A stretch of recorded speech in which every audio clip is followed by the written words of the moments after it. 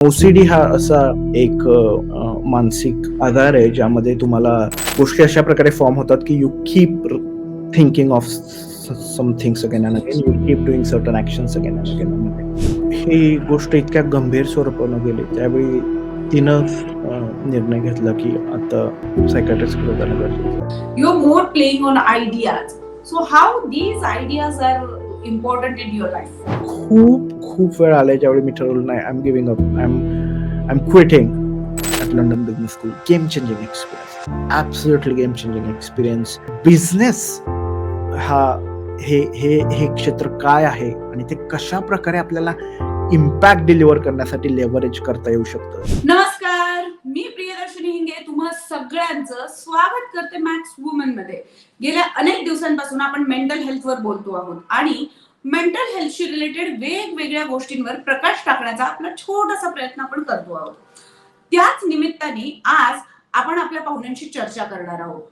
हे पाहुणे कोण आहेत ते मी तुम्हाला सांगणारच आहे, पण त्याआधी एक अतिशय महत्त्वाची गोष्ट आहे आणि ती म्हणजे की आपल्याकडे आलेले आजचे हे जे पाहुणे आहेत ते साताऱ्याच्या एका छोट्याशा गावामध्ये जन्मलेली व्यक्ती आहे, पण ते गांधीनगर IIT थ्रू ते आता लंडनला स्थायिक झालेले आहेत.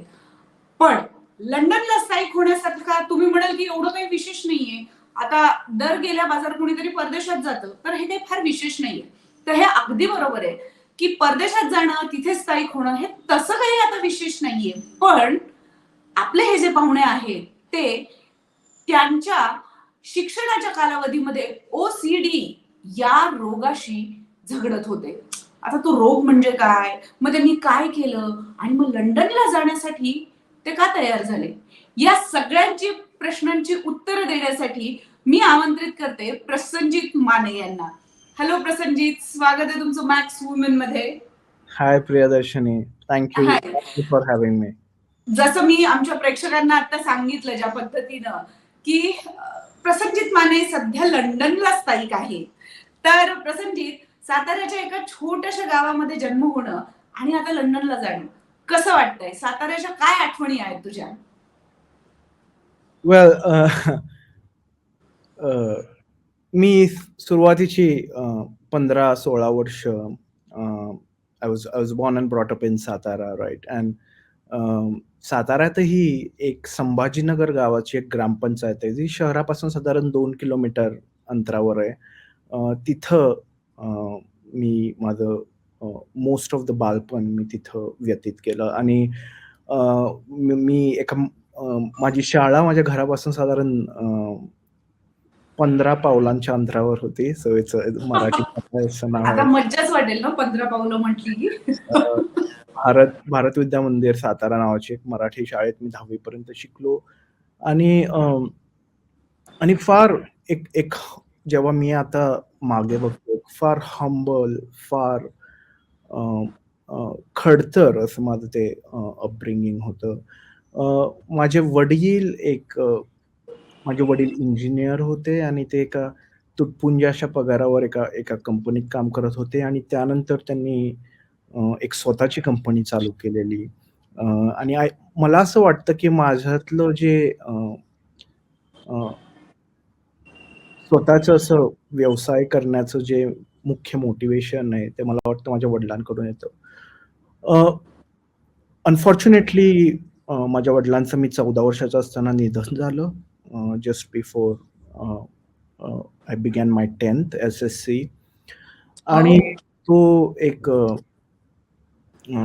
ॲज यू कॅन इमॅजिन फार एक मोठा दुःखाचा डोंगर सरफ कोसळला. ज्यावेळेस खरं तर वडिलांची खूप गरज असते त्यावेळेला, म्हणजे आपण वयात येतो, खूप गोष्टी होत असतात, तेव्हा वडिलांची जास्त गरज असते आपल्याला. Indeed, and I was very close to him, and losing him was extraordinarily difficult to deal with. But त्या क्षणापासून there was no other option for me but to be self-reliant. कारण आर्थिकदृष्ट्या ऑलरेडी आमची परिस्थिती हलाखीची होती. त्यात वडिलांचं जाणं, एक लहान भाऊ घरी, आई एकटी घरकाम करणारी आणि या सगळ्यातून देन तो ग्रोथ माइंडसेट असणं was quite important. And I think me, again, I'm not successful or anything, but whatever I've been managed to do, whatever growth I've been managed so to. Success is having some major ना, म्हणजे तुझ्या दृष्टीने कदाचित तू successful नसेल, पण आमच्या दृष्टीने yes of course you are so great, you are so great. I mean you are having so great success also there. Yeah. Well, I appreciate your kind words, but my metrics are different. Perhaps you can talk about them some other time. But yeah, whatever I've been able to do, the key ingredient behind that was certainly a growth mindset. So की फार गरजेचा होता. आणि I think त्याच्याच जोरावर मी पुढे माझी 11वी-12वी continue केली. IIT JEE साठी प्रिपरेशन्स केली. आणि देन मी माझं बॅचलर्स मेकॅनिकल इंजिनिअरमध्ये IIT गांधीनगर या इन्स्टिट्यूटमध्ये चालू केलं, जे की गुजरातमध्ये आहे. आणि तो पहिल्या वेळी मी घरापासून तेव्हा बाहेर गेलेलो. आणि पहिली वेळ माझी राज्याच्या बाहेर जाण्याची ऑलमोस्ट पहिली वेळ इव्हन साताऱ्याच्या बाहेर जाण्याची I would say almost. So again it was quite special. But yeah I think या हलाखीच्या परिस्थितीतून अजून एक महत्वाचं characteristics that I been learning is झोकून देणं काय असतं, एखाद्या गोष्टीसाठी आणि I wanted to dedicate myself towards my own growth. आणि तो झोकून देणं मी जे शिकलो ते मुख्यतः माझ्या मामाकडून शिकलो. कारण माझ्या वडिलांच्या निधनानंतर मी, माझा 3 वर्षाचा लहान भाऊ आणि माझी आई हे आणि फार फार फार हलाखीच्या अशा परिस्थितीमध्ये म्हणजे माझ्या मामानं पूर्ण आमच्या for us to grow up in a proper way, he decided to dedicate his life for our well-being, for our nurturing. And I have been seeing that since when I was 14 years old. And that extent of sacrifice, that extent of dedication, that still motivates me. It's incredible. So अशा काही गोष्टींच्या जोरावर आणि खूप साऱ्या माणसांनी मला या सगळ्या प्रवासात एक तगडीची साथ दिली. आणि I am gonna mention few of them as well या आपल्या कन्व्हर्सेशन मध्ये. But that's where it began. 2 गोष्टी फार महत्वाच्या होत्या त्या घरातून, साताऱ्यातून बाहेर पडून IIT गांधीनगर पर्यंत जाण्यापर्यंत. पहिलं म्हणजे ग्रोथ माइंडसेट अँड सेकंड म्हणजे डेडिकेशन आणि commitment towards a particular thing. So that was it. I mean, Satara is still a very little town. I have a very fond memories. Be it तुला राजवाड्याला. बालपणातली कुठली आठवण जी आहे ती तुला खूप म्हणजे तुझ्या जवळ आहे असं तुला वाटतं, अशी कुठली आठवण आहे का तुझी? डेफिनेटली लंच ब्रेक मध्ये घरी येऊन जेवण्याचं जे घरी येऊन गरम गरम जेवण्याचं जे I was fortunate enough to have that. कारण मला माहित आता होतं लंच ब्रेक मध्ये टिफिन उघडताना कळत असेल ना ते. सो मी बघत होतो माझे मित्रमैत्रिणी दूरवरून यायचे शाळेमध्ये, where I was fortunate enough to have my house just couple of houses down the line. आणि घरी येऊन गरम गरम खाण्याची जे नशीब मला मिळालं, that was incredible. That was certainly one of the best memories that I cherish. अगदी. शाळेचे मित्र मैत्रीण अशा काही आठवणी आहे की जिथे खूप गोंधळ घातलायस तू, किंवा बॅक बेंचर्स होता, म्हणजे हाऊ यू वॉज, की असं एकदम नॉटी की एकदम शांत? तू नक्की कसा होतास, म्हणजे काय? अनफॉर्च्युनेटली मी एकदम शांत असा मुलगा होतो शाळेत. ओके. माइंड मग सगळ्यांचा लाडका असशील डेफिनेटली. शिक्षकांचा लाडका, नॉट नेसेसरली विद्यार्थ्यांचा. शिक्षकांचा सर्टनली. कारण नेहमी अकॅडमिक्स मध्ये पुढं राहण्याचा माझा प्रयत्न असायचा. पहिल्या बेंचवर बसायचं आणि परीक्षेत चांगले गुण आणायचे. आणि सो शिक्षकांचा I remember I certainly was one of the favourites. आणि ऑफकोर्स अभ्यासू मुलांबरोबर I use to get along quite well, whereas not super well with ज्यांचे study wasn't the main priority. Again they have their more priorities. I enjoyed interacting with them, but I was sort of kind of person who just mingle with people who were studious and stuff, which I am not proud of. If I were to go back, I would definitely love to sometime मागच्या बेंचवर जाऊन बसणं आणि त्याची मजा घेणं. Love to do that, but I wasn't that kind of student, unfortunately. Okay. म्हणजे खरं तर खूप कमी वेळा असं होतं जी मुलं जास्त नॉटी असतात त्यांना खरं तर शिक्षकांचा मार जरी पडत असला तरी अटेन्शन मात्र शिक्षकांचं डेफिनेटली मिळत राहतं. तुझं एज्युकेशन कसं होतं? साताऱ्यातल्या एखाद्या छोट्या गावामध्ये शिकणं म्हणजे वडील असताना वडील नसताना या सगळ्यामध्ये कसा डिफरन्स होता? आय थिंक वडील असताना इट वॉज माझे वडील हे एक्स्ट्रॉर्डिनरी इंटेलिजंट ह्युमन बिंग होते. And I am fully aware. म्हणजे इवन त्यांच्या 10वी मध्ये मॅथ्समध्ये he was like 145 out of 150.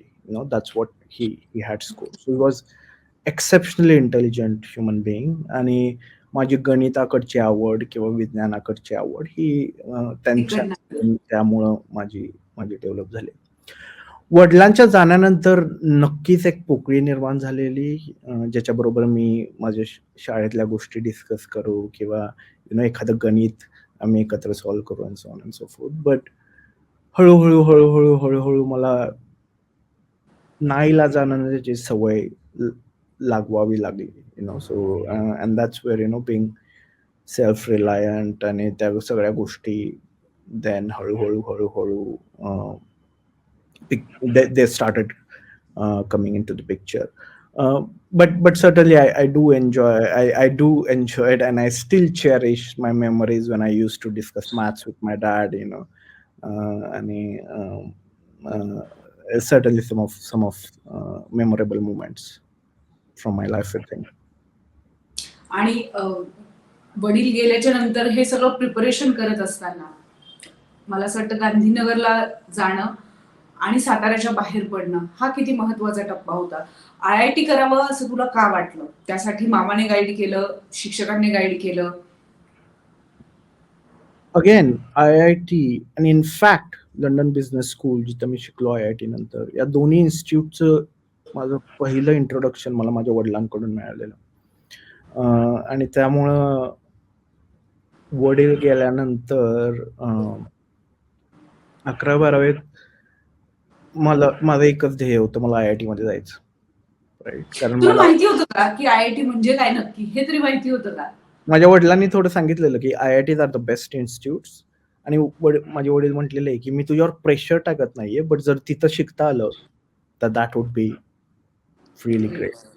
So again he never pressured me for whatever. But ती कमेंट आय रिमेंबर्ड आणि I was like no, dad said that That become passion of yours, mission. आणि त्यामुळे मग म्हणजे I decided to pursue it. आणि I managed to get in IIT Gandhinagar मध्ये mechanical engineering programme मध्ये. IIT Gandhinagar हे second generation IIT आहे. It got established in 2008, but they're doing quite well.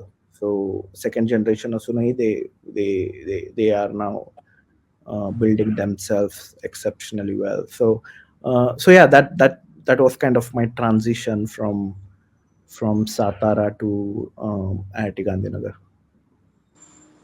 गांधीनगरला जाताना तू ह्या OCD ला कसं फाईट केलं? एक. दुसरं, मुळात हा OCD म्हणजे काय आणि त्याचा तुझ्यावर पर्सनली तुझ्यावर कसा इम्पॅक्ट झाला आणि तू याच्यातनं बाहेर कसा आलास? I'm asking too many questions, but मला असं वाटतं कोरिलेट आहेत हे सगळे. Yeah, indeed they are. OCD ज्याला ऑब्सेसिव्ह कंपल्सिव्ह डिसऑर्डर असं म्हणतात. It's regarding obsession in thoughts and कंपल्सेशन in behaviours. म्हणजे एखादा विचार पुन्हा करणं किंवा एखादी कृती पुन्हा करणं. It's that these are some of the symptoms of OCD, and mainly anxiety नावाचं इमोशन असतं ते मेनली द ड्रायव्हिंग फॅक्टर असतं जे since OCD is known as an anxiety disorder. नाव I still remember from my childhood की मला symptoms होते. जसं की मी दाराची कडी खूप वेळा चेक करायचो. खूप वेळा चेक करायचो किंवा लाईट बंद असलेली खूप वेळा चेक करायचो. I still remember. बट कोणत्याही डिसऑर्डरचे जेव्हा सिम्पटम्स तुम्हाला when symptoms start coming into the picture, uh, environmental factors do play a certain role in how and when and to what extent the symptoms start exhibiting themselves. मी घरी असताना since माझं आसपासचं वातावरण हे supportive होतं. I had my mum there, I had my grandpa there, I had my mama there, my brother there. The symptoms were there, but they didn't impact my day-to-day life to a significant extent. But ज्यावेळी मी IIT गांधीनगरमध्ये गेलो, ज्यावेळी मी घरापासून पहिल्यांदा लांब गेलो, त्यावेळी त्यांचं माझ्या आयुष्यात एक एक एक एक नव्या एक्सटेंडमध्ये आगमन झालं, right? So, and I started exhibiting severe symptoms, जसं की हात धुवायचा म्हटला तर I use to do that for couple of hours until जेव्हा हाताची स्किन हात धुणे, किंवा सकाळी झोपेतून उठताना जेव्हा असं ब्लँकेट आपण बाजूला करतो, continue used to do that for 2-3 hours just to get out of the bed. And there were quite a few instances where I used to do that things again and again and again and again and again. कारण OCD हा असा एक मानसिक आजार आहे ज्यामध्ये तुम्हाला गोष्टी अशा प्रकारे फॉर्म होतात की you keep thinking of some things again and again. You keep doing certain actions again and again and again. The unfortunate part was Priyadarshini की त्यावेळी साताऱ्यासारख्या एका छोट्या गावातून आलेलो मी, आणि व्हेरी ट्रॅडिशनल अपब्रिंगिंग. मानसिक आरोग्य, मानसिक आधार या गोष्टींची मला शब्दाची पण ओळख नव्हती, गोष्टींची ओळख असणं फार लांबची गोष्ट आहे. शब्दांची लिटरली माझी ओळख नव्हती. सो ट्रॅडिशनली आपल्या थिअरीज असतात की I'm suffering. Maybe I've done something wrong in my past lives, and that's why that was my theory then, and that's why I'm like, oh, I'm a terrible human being. I've done something really, really insane in my past life, and that's the reason I'm suffering. I'm getting punished, and so on and so forth. And it म्हणजे went प्रश्नातून आणखीन प्रश्न तयार होत होते. absolutely, and I suffered immensely. And I used to blame myself. I had a very, very difficult time in that first year of my IIT. आणि शेवटी एका दिवशी तर असं झालं की माझी पुढच्या दिवशी एक्झाम होती, एक छोटी परीक्षा होती, आणि आदल्या दिवशी I spent 8 hours doing my compulsive behaviors, and I could not study. आणि आय जस्ट लेफ्ट एव्हरीथिंग. मी एका प्रोफेसरच्या ऑफिस गेलो, मी रडलो, म्हटलं मला घरी जायचंय, मी घरी जातोय, I can't join tomorrow's exam. And I remember professor was trying to consolidate. He was also trying to figure out की काय झालंय काय ह्याला नक्की. त्यांनाही कळलं नसेल इतकं हुशार आणि स्टुडियस मुलगा एकदम अचानक असं का बोलतो. आणि देन मी ट्रेन पकडली आणि घरी आलो. घरी येऊन असं first year I still remember bag टाकल्याने फर्स्ट इयरला असं आडवा झालेलो, आणि माझी आई येऊन मला म्हणते, काय झालंय नक्की, काय झालंय तुला? आणि I had no clue, just in my own thoughts, crying, had no idea what's happening, I had absolutely no idea what was going on.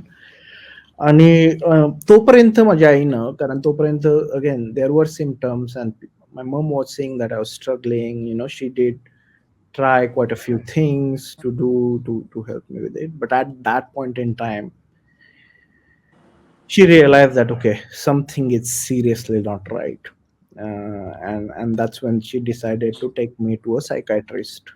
आमच्या साताऱ्यामध्ये एक विख्यात माणूस मनोविकार तज्ञ आहेत. पण मला प्रसन्नजीत, मला एक प्रश्न खरंच विचारायचा आहे की तू आता एकदम पटकन बोललास की सायकियाट्रिस्ट कडे, पण जशी तुझी मानसिक अवस्था होती तशी तुझ्या आईची पण एक मानसिक अवस्था असेल. खरं तर अवेळी नवऱ्याचं जाणं, पदरामध्ये 2 लहान लहान मुलं असणं, अशा वेळेला तुझ्या मानसिक स्थितीवर त्यांनी विचार करावा अशी कदाचित त्यांची स्थिती पण नसावी या वेळेला.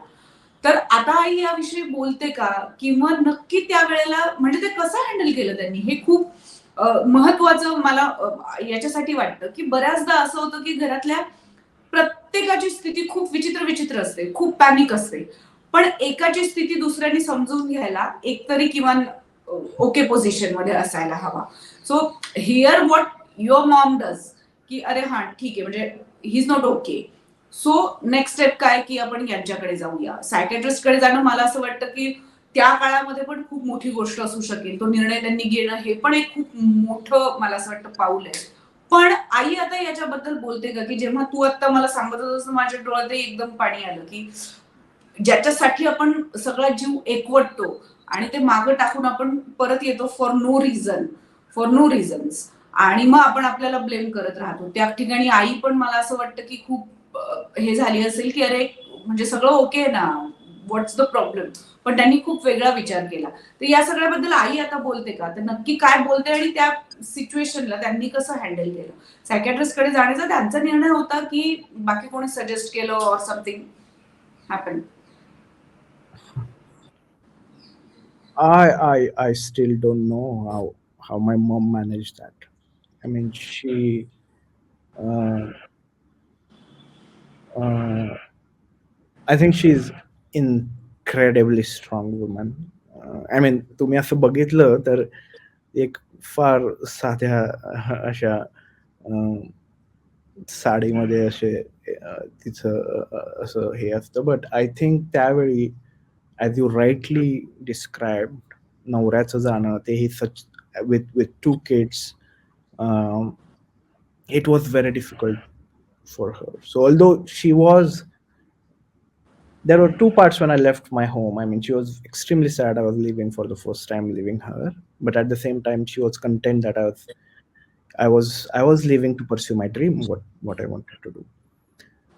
But ज्यावेळी the year throughout, she was realizing that something is not right and I'm suffering, and she tried different mediums that were at her disposal. Like, okay, कुणाला एकाला विचारा, कुठलं काही लोकल काही सोल्युशन्स आहेत का, कुठली पूजा करायची आहे का, and so on and so fourth, as you no. तोपर्यंत तिनं आई ते असते ना, आई काही पण विचार करू शकते. आई सगळ्या गोष्टी ट्राय करायला तयार असते ती त्यावेळेला. बट ज्यावेळी ही गोष्ट इतक्या गंभीर स्वरूपानं गेली, त्यावेळी तिनं निर्णय घेतला की आता सायकियाट्रिस्टकडे जाणं गरजेचं आहे. आणि I still am not able to relate की तिनं इतकं धीट पाऊल का घेतलं. कारण मी ज्या गावात होतो आणि इवन नाव ॲज यू नो, सायकियाट्रिस्टकडे जाणं हे एक खूप मोठा स्टिग्मा आहे. Even now. So I'm talking about 2013, about 10 years ago. आणि त्यावेळीही तो निर्णय तिनं घेणं, I still don't know how she did that. I really don't know how she did that. But ती खंबीर होती. She was strong enough to make that decision to take me to a psychiatrist. I still wonder, and perhaps I'm going to keep wondering, um, how she really prepared herself to to take that decision. बिलकुल. कारण प्रसन्नजीत काय होतं, की अशा खूप मूलभूत घटना असतात किंवा महत्वाच्या घटना असतात. त्या वेळेला तुम्ही त्या स्टेप्स नाही उचलल्या तर ह्या सगळ्याचा रोख आणखीन कुठेतरी जाण्याची शक्यता असते. आणि खूपदा असं होतं, की आपल्याला आयुष्यात सगळ्याच गोष्टी माहिती असतात असं पण होत नाही ना. पण तरीही त्यावेळेला म्हणजे आता जर आपण 10-20 वर्षापूर्वीचं बोलत असू, तर मेंटल हेल्थ आणि तेही खूप ग्रामीण भागामध्ये, तिथे खरं तर याचा विषयी विचार करणं हे मला असं वाटतं खरंच धाडसाचं पाऊल आहे, की विचार करणं, जाणं त्या पद्धतीचे योग्य सायकॅट्रिस्ट मिळणं, लोकांनी ते एक्सेप्ट करणं. म्हणजे एक्सेप्ट जरी झालं तरी मला असं वाटतं की त्याला असं टोचून बोलल्यासारखं की हा मग याच्या डोक्यावर परिणाम झालाय, हा मग यांची फॅमिलीच ही आहे, किंवा मग खूप असतं ना याच्या मागे फार, म्हणजे ते शेपूट लांबलं तर ते हनुमानाच्या शेपटीसारखं होत जातं आणि ते हँडल करण्याची कपॅसिटी पण अनेकदा फॅमिली कडनं संपते. सो ते नको सुरुवात म्हणूनही याच्यावर हळूच केलं जातं, लपून केलं जातं. हे सगळं मिळणं, तो निर्णय घेणं हा खरंच खूप महत्वाचा टप्पा मला असं वाटतं. पण तिथनं पुढे मग तू नक्की कसा प्रवास केला तुझ्या डोक्यामध्ये, किंवा तुझ्या स्वतःच तू काय बदल केले? Yeah, so that diagnosis was a pivotal moment in my life. कारण ज्यावेळी मला माझे सायकायट्रिस्ट, ज्यांचं नाव आहे डॉक्टर अनिमेश चव्हाण, मला सांगितलं की it's a medical condition that's called obsessive compulsive disorder. त्यावेळी एवढा मोठा रिलीफ होता तो माझ्यासाठी की हे माझं मागच्या जन्माची पाप नाहीयेत. हे हे कौन था मैं पिछले जन्म में, चीटी या हाथी? असं का? ही माझी चुकी नाहीये. It is something called OCD. आणि तो इतका जबरदस्त रिलिव्हिंग असा पॉइंट होता की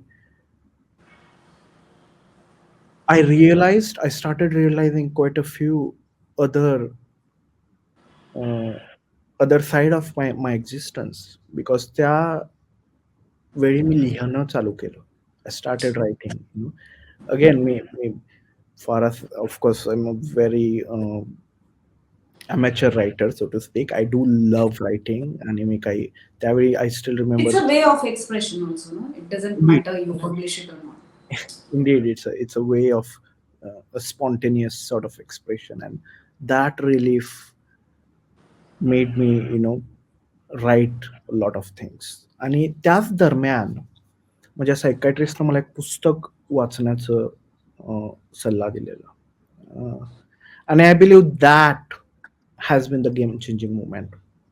त्या पुस्तकाचं नाव पुस्तक कुठलं होतं? त्याचं पुस्तकाचं नाव होतं मी अल्बर्ट एलिस. आणि ओके. ते पुस्तक लिहिलं डॉक्टर अंजली जोशी म्हणून एक लेखिका आहेत. त्यांनी ओके. ज्या की मुंबई स्थित लेखिका आहेत.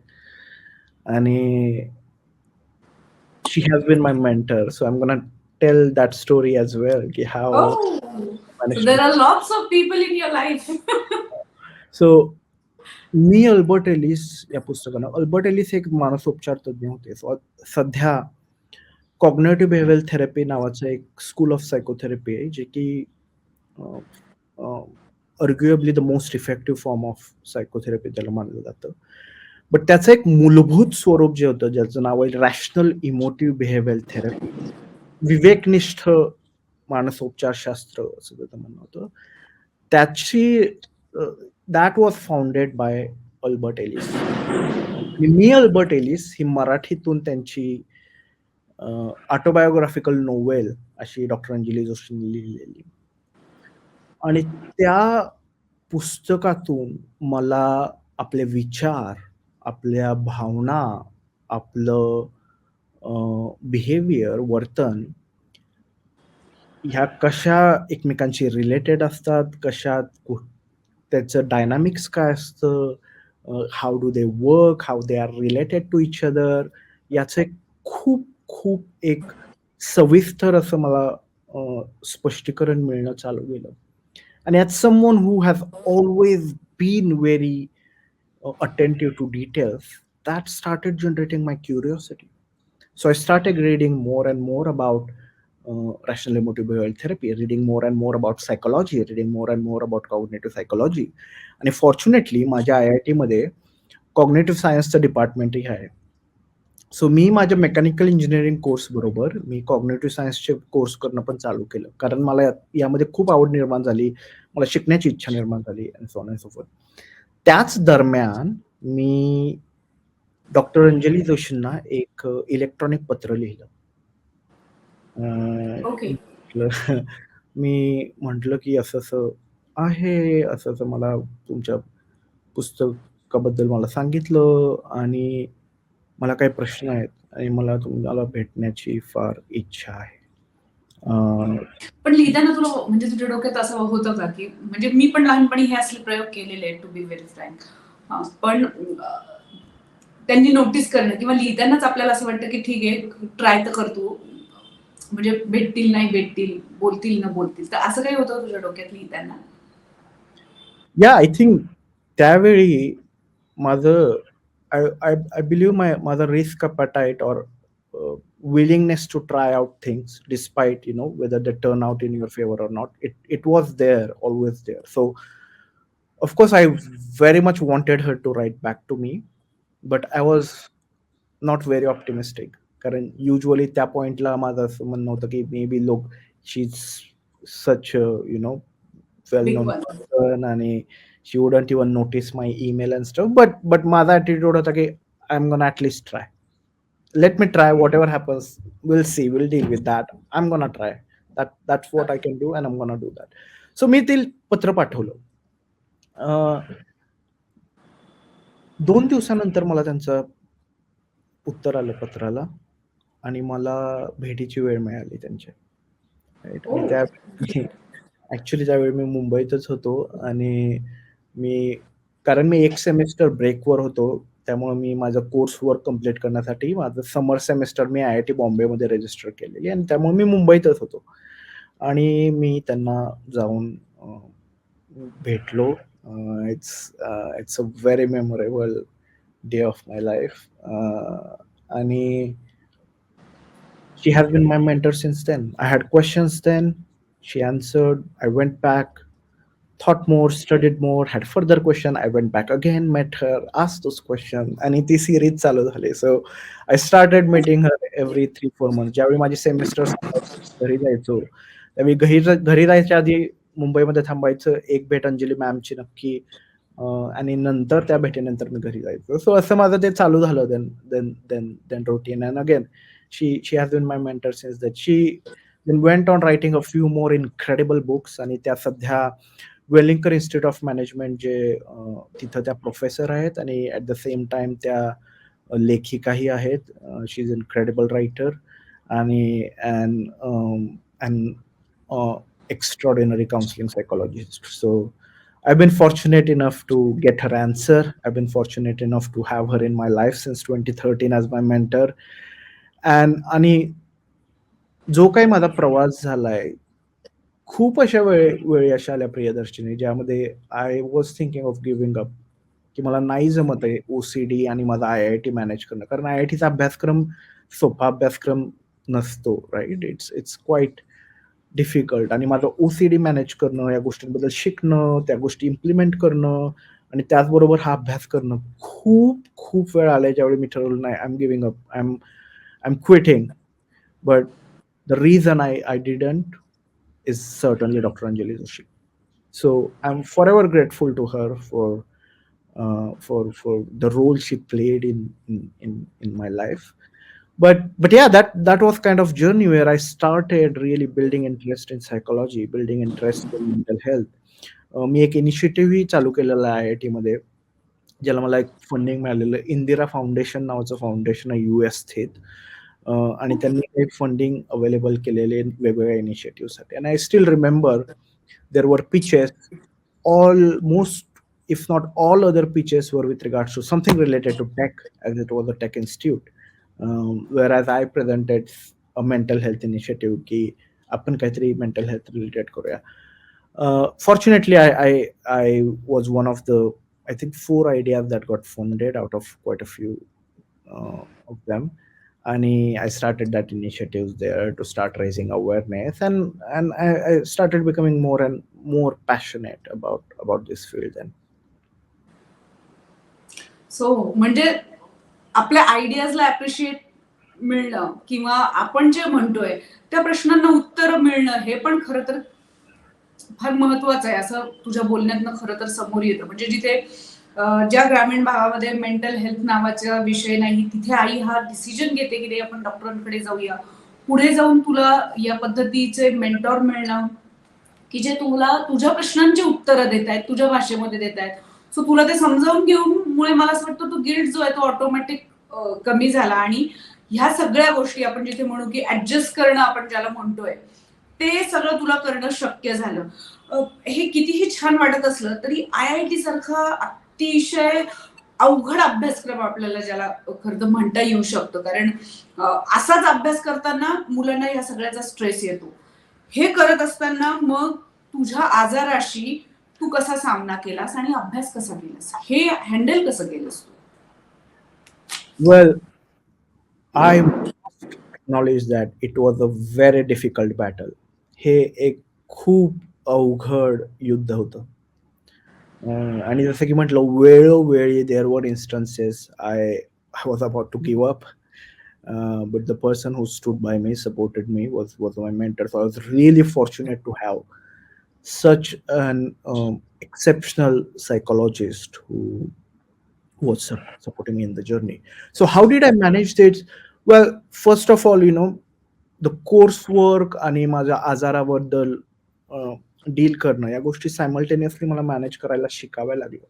सो 2013 मध्ये मी एक पूर्ण सेमेस्टर ब्रेक घेतलेला, ज्यामध्ये मी हे पुस्तक वाचलं आणि ट्रीटमेंट चालू केली.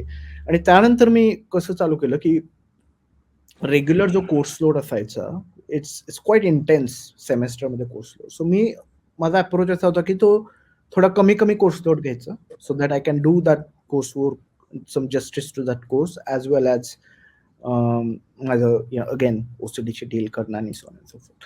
आणि सुरुवातीला अगेन माझं काही मिसजजमेंट झाल्या की मी खूप कोर्सेस घेतले, but then I had to drop some of them later. आणि my dean Dr. Amit Prashant, who is currently at IIT Gandhinagar, was very supportive of me as well, of my disease, of my application. So was the counseling psychologist at that time, Jaspir Kaur Thadlani म्हणून counseling psychologist होते, and they were very supportive. So जरी हा 4 वर्षाचा BTech programme असला तरी अशा काही adjustment मी केल्यामुळे मला तो प्रोग्राम कम्प्लीट करायला 5 वर्ष लागली, राईट. बट ती ऍडजस्टमेंट मी केली आणि I completed the programme with respectable CPI. My CPI was 8.16 आणि 8च्या वर CPI. आणि CPI पास होणं पण खूप आहे. So again, I was not in top 10% or whatever, but I did manage to do reasonably well. तो एक असतं ना की एक फॅक्टरी असते, त्या फॅक्टरी तिकडनं येतात, शिक्का ब्रँड होतात आणि बाहेर निघतात. So IIT just like that. It's necessary to come in and get out from that institution with that brand. Okay, so you are having that. मजा मस्ती हा एक वेगळा विषय आहे आपल्या या सगळ्या याच्यात. तू खूप लाईटली आणि खूप अगदी संवेदनशीलतेने या गोष्टीवर सांगतोय. पण प्रसंजीत आपण एखादा बिझनेस सुरू करतो किंवा क्वालिफिकेशन घेतो, त्यावेळेला नोकरी करणं हे आपली प्रायोरिटी, म्हणजे महाराष्ट्रीयन खास करून मुलांची प्रायोरिटी असते. त्या प्रायोरिटीला झुगारून तू बिझनेस स्टार्ट करायचं, स्टार्टअप मध्ये जायचं, असं का ठरवलं, हा एक प्रश्न. आणि त्याच्या पुढे जाऊ, जसं तू सांगितलं की मेंटल हेल्थ बद्दल तुझा अवेअरनेस खूप जास्त होता. याचं कारण होतं की तू स्वतः या सगळ्यामधला सर्वायव्हर आहे. You are fighting with that आणि त्याच्या सहज जगणं हे तू शिकलेला होतास, ते स्किल तुझ्याकडे आलेलं होतं. पण जेव्हा आपण शाळा, बालपण हे सगळं सोडून कॉलेजमध्ये येतो आणि कॉलेजमधनं जेव्हा आपण एका मोठ्या पूलमध्ये येतो, जिथे सगळेच असतात, सगळ्यांचे पॅरामीटर्स वेगळे असतात, सगळ्याला इक्वली मेजर केलं जातं. म्हणजे नोकरीला पण कुठे गेल्यानंतर तो CV असतो तुमच्या हातात, त्याच्यामध्ये कुठेही मेजरमेंट लावली जात नाही. तर तुम्ही कसे आहात, मार्क किती आहे किंवा XYZ अशा गोष्टी असतात. तू हे सगळं करून एक तर नोकरी केलीस का, पहिला विषय. दुसरा, स्टार्टअप मध्ये जावं असं तुला का वाटलं? आणि जे मला तुझ्याबद्दल जाणवत आहे, you are more playing on ideas. So how these ideas are important in your life, असं जोडून पुन्हा प्रश्न present. Very interesting question. Thanks, Priyadarshini. So one thing we must note की माझं बीटेक संपलं 2017 मध्ये, बट माझं बिझनेस मी चालू केलं 2020 मध्ये. So it's interesting to know what happened in those 3 years. In between those years. Yeah. So 2017 मध्ये मी जेव्हा माझं बीटेक संपत होतं, माझं नक्की होतं, की नोकरी नाही. मेकॅनिकल इंजिनिअरिंग डेफिनेटली नाही. Mental health yes. I am keen to know more. Can I do something in it? Right? आणि of course some suggestions I was getting is okay तू पी-एच-डी करू शकतोस आणि रिसर्च करू शकतोस and or some there are some ways and so on and so forth. But माझे professor and I still remember my still professor Pratik Motha जे की IIT गांधीनगरमध्ये आहेत किंवा professor Meera Sunny was there. I had few conversation with this professor आणि ते म्हटले की why don't you go and accumulate do some research.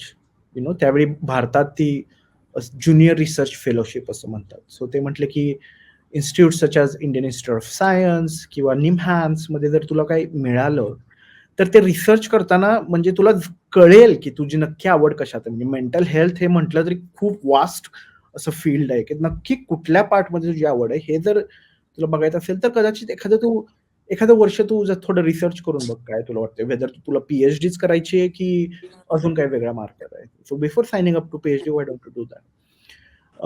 So असं असं मला सुचवलं गेलं आणि जसं की मी आधी म्हटलं, काही झालं तरी ट्राय तर करायचंच. हे माझ्या रक्तातच आहे. सो हे ठीक आहे, मी आय-आय-टी मधल्या इन्स्टिट्यूट्सला कन्सिडर करेन. बट त्याच वेळी मला एका प्रोफेसरबद्दल माहिती मिळाली, जे की यूकेमध्ये होते.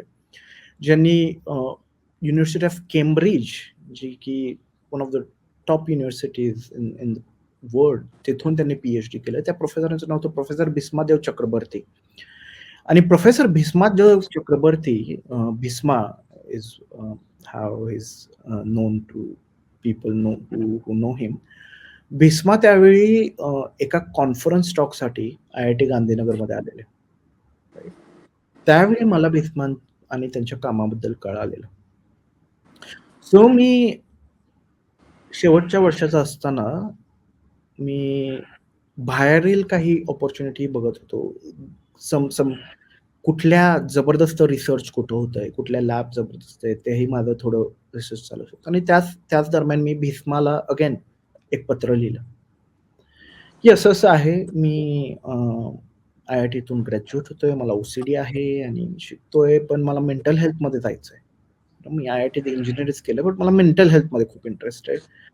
मी तुमच्या लॅबमध्ये येऊन रिसर्च करू शकतो का? मला रिसर्च करायचं येऊन तुमच्या लॅबमध्ये, प्रोजेक्ट चालू आहेत त्याच्याबरोबर. Again I was lucky enough to get response of Bhishma. I think he response week तुला आणि सगळ्यांनी रिस्पॉन्स दिला. I mean, not really. I mean, there have been cases always you don't get, but yeah, Bhisma नाही नाही, response. पण एक असतं ना, ज्या टप्प्यावर तुम्हाला गरज आहे त्या टप्प्यावर कुणाचं भले त्या माणसाने हात नाही देऊ, पण बोट जरी दिलं तर ते खूप महत्वाचं ठरतं आपल्यासाठी. Absolutely, absolutely, and I've been really lucky to get such support from these individuals. So Bhisma नंतर then Skypeवर आमचे इंटरव्ह्यूज आणि डिस्कशन झाले आणि ॲट द एंड भीष्मा म्हणाले, आमचे 3-4 कॉल्स झाले. त्यामुळे भीष्मा म्हणाले, "हे बघ, ही फार अनयुज्युअल गोष्ट आहे, की तू बी-टेक होऊन नंतर तुला यूकेला येऊन रिसर्च करायचं. युज्युअली असं होत नाही unless you are coming for a masters or coming for a PhD. But still, I'm happy for you to come and do work in my lab. I will sort out your sponsored researcher related visa route and stuff. But funding is going to be a problem because right now I do not have any budget that can be allocated for such position."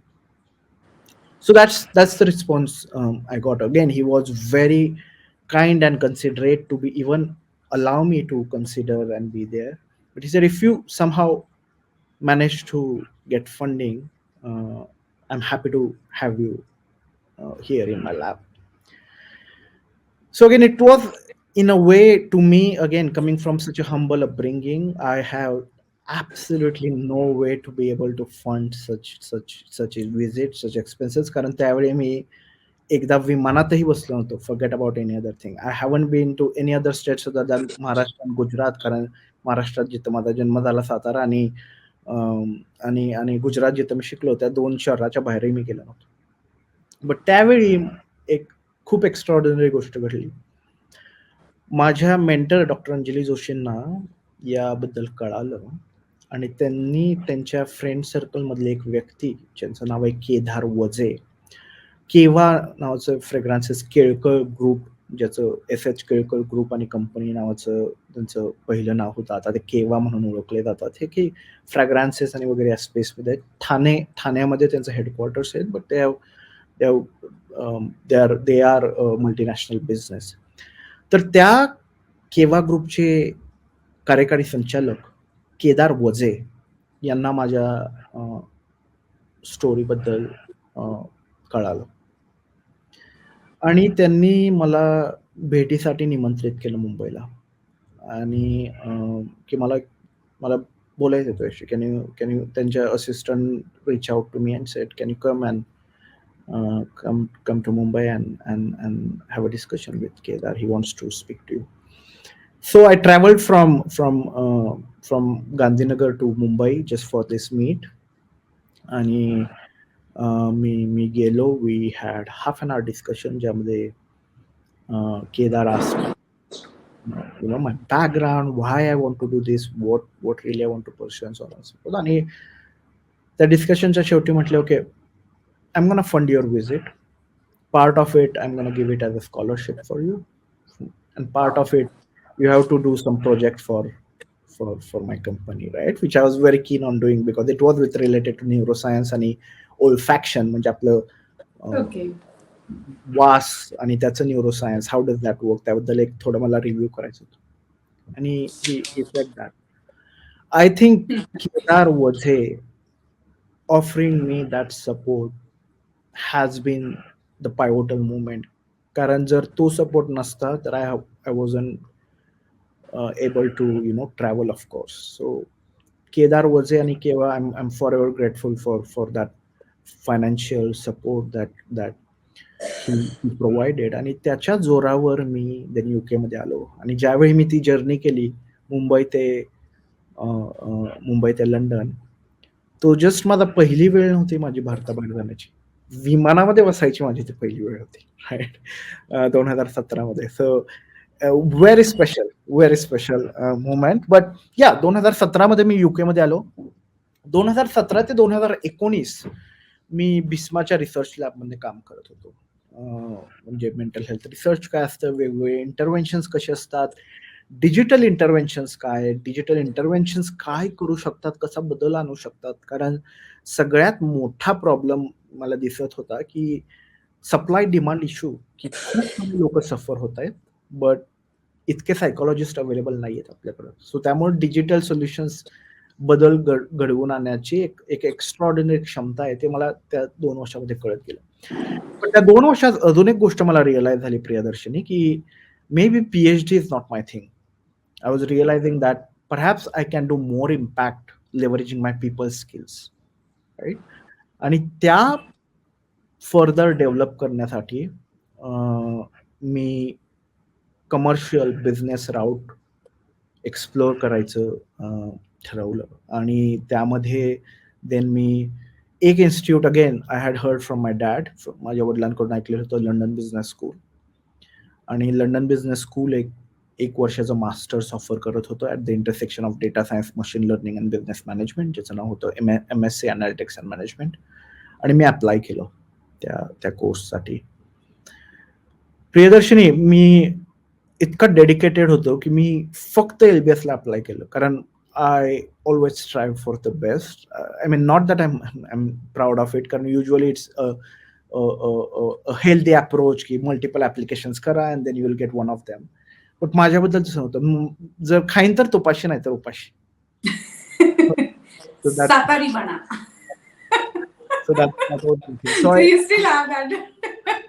So मी पूर्णपणे झोकून दिलं मला त्या ऍप्लिकेशनसाठी. आणि then LBS न मला admit केलं as a merit scholar. मला 30% स्कॉलरशिपही दिली. मी 1 वर्षाचा माझा तो programme at London business school. Game changing experience, absolutely game changing experience.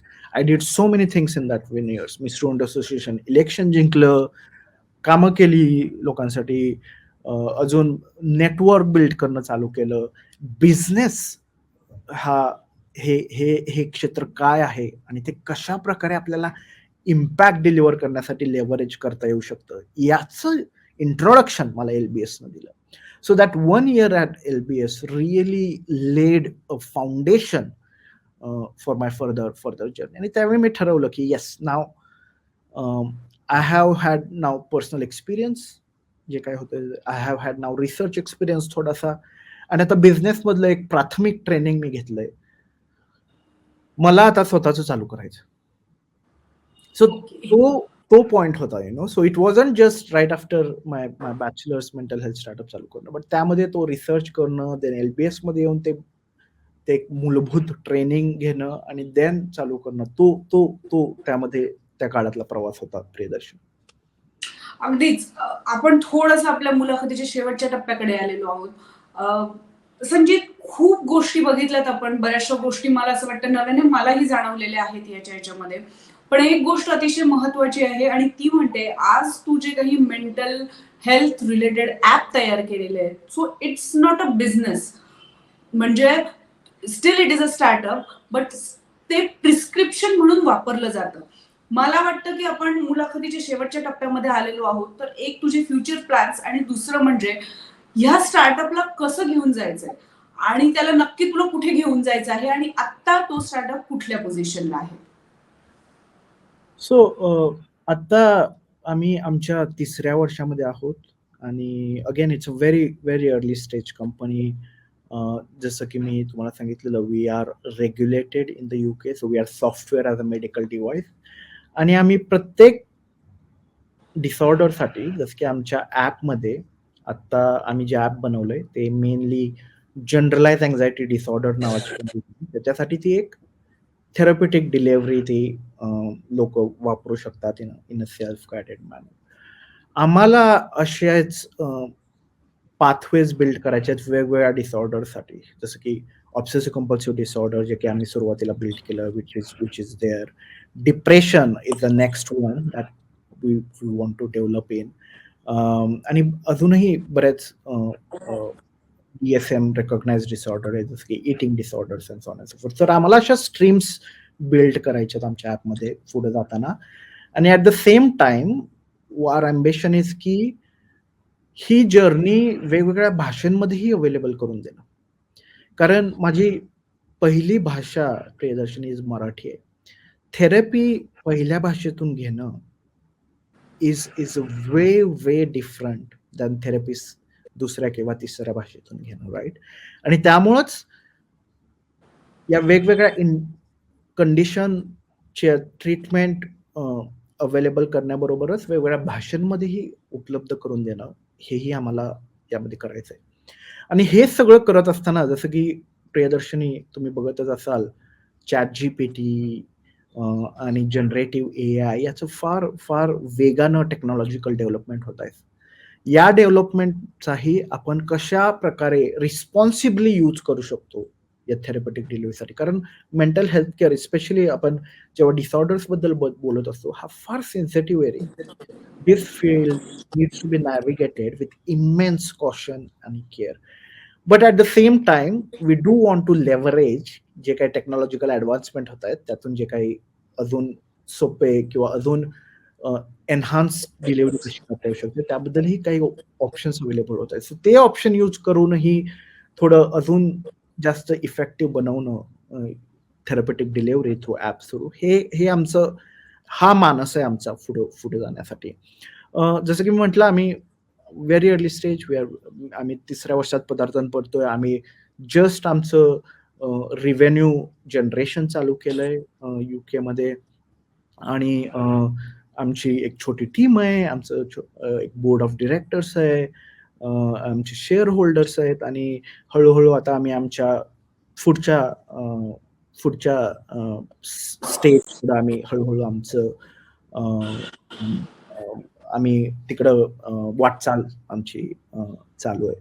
So जसं की मी म्हटलं, 3 फ्रंटवर मी एन्व्हिजन करतो ही कंपनी पुढे गेलेली. पहिलं तर वेगवेगळे डिसऑर्डर्स आणि त्याच्यासाठी ट्रीटमेंट अवेलेबल करून देणं. दुसऱ्या भाषा आणि त्यामध्ये अवलंबून करून देणं. तिसरं, जसं की मी म्हटलं की टेक्नॉलॉजिकल ॲडव्हान्समेंट जे होत आहेत, त्याचाही वापर करून ती जर्नी अजून इम्प्रूव्ह करणं, अजून ते एन्हान्स करणं. आणि I would add another one की दुसऱ्या जिओग्राफीजमध्ये जाणं. कारण सध्या आमचं यूकेमध्ये आम्ही फोकस करू, but we want to enter different geographies as well. Of course, as an early stage company, we have a lot of restrictions in terms of team size, budgets, finances. त्यामुळे आम्ही आता focused That's more important in a business. Finance, budgeting, team. You also need a team who is dedicated on the mission only. It's not about the technical issues. It's about the mission, I think. Absolutely. आणि त्यामुळेच we are very fortunate to have support of some very credible individuals, advisors, आणि त्यांच्या जोरावर आम्ही हळूहळू एक calculated next steps आम्ही घेतोय की कसं जायचंय. सो सुरुवातीला युकेत फोकस आणि देन हळूहळू आम्ही दुसऱ्या जिओग्राफीज आणि नीडलेस टू से इंडियामध्ये मला काहीतरी करायचंय. आय एम व्हेरी कीन. Of needless to say that, I mean, that's where I was born, brought up. I have roots in India, and अगदीच आपण जिथनं शिकलोय किंवा ज्यांनी आपल्याला वेळोवेळी दिलेलं आहे, आपल्याला ते परत करण्याची कधीतरी वेळ यावी, हे पण महत्वाचं आहे. प्रसन्नजी, तुझ्या बरोबरच्या या टॉक मध्ये मला असं वाटतं की बऱ्याच मुलांना, खास करून नवतरुणांना शिकण्यासारखं बरंच काही आहे. ऑफकोर्स मेंटल हेल्थच्या वेळेला तुम्हाला कुठल्या पॉइंटला कशी मदत मिळणं किती अत्यावश्यक आहे, हे मला असं वाटतं प्रसन्नजी तुझ्या या सगळ्या प्रवासातून आपल्याला नक्कीच जाणवलं असेल. पण प्रसन्नजीतचा प्रवास मला असं वाटतं इन्स्पिरेशनल पण नक्कीच आहे. कारण बिझनेस करणं किंवा पैसा कमवणं हे तसं काही वेगळं नाहीये. आपण आपल्या पोटा पाण्याच्या व्यवसाय म्हणून अनेक गोष्टी करत असतो, पण त्या बिझनेसला तुम्ही मिशन बनवणं आणि ते लाईफ मिशन ठरणं, हे मला असं वाटतं फार महत्वाचं आहे. प्रसन्नजी, तुला अतिशय छोटे छोटे प्रश्न पडत होते, वेगवेगळ्या आयडियाजवर तू काम करत होतास. मला असं वाटतं तुझं लाईफ बऱ्यापैकी या आयडियाजनी वेगवेगळ्या प्रकारे घडवलेलं आहे आणि उत्सुकता जी आहे ती अजूनही तुझी तशीच्या तशी शाबूत आहे असं मला लक्षात आलेलं आहे. त्यामुळे आपण हा इंटरव्ह्यू जो आहे तो मला असं वाटतं या नोटवर आपण नक्की थांबूया की कोणीही असेल, खेड्यातलं असेल, शहरातलं असेल, ग्रामीण, शहरी, कुठल्याही वयाचं असेल, पण त्यांना कदाचित मेंटल हेल्थसाठी आपल्या मदतीची गरज असू शकते का, हे आपण स्वतः चेक करणं आणि दुसऱ्याला जर मदत असेल तर हात नाही देता आला तरी बोट कसं देता येईल हे नक्की बघूया. आणि प्रसन्नजीत, येस ऑफकोर्स काही दिवसांमध्ये मी आशा करते की हे मेंटल हेल्थ ऍप जे आहे ते पूर्ण जगभर जावं. याचं कारण असं आहे की मेंटल हेल्थ हे किती महत्वाचं आहे आणि किती आवश्यक आहे हे तू आणि मी आपण सगळ्यांनी ओळखलेलं आहे. त्यामुळे तुझ्या स्टार्टअपची भरभराट हो आणि त्यामुळे इतरांनाही मदत हो, ही आम्ही आशा व्यक्त करतो. आणि या नोटवर आज आपण इथेच थांबूया. Thank you so much Prasannaji. Thank you, Priyadarshini, for inviting me. It's such a pleasure, such a delight to have this conversation. Thank you.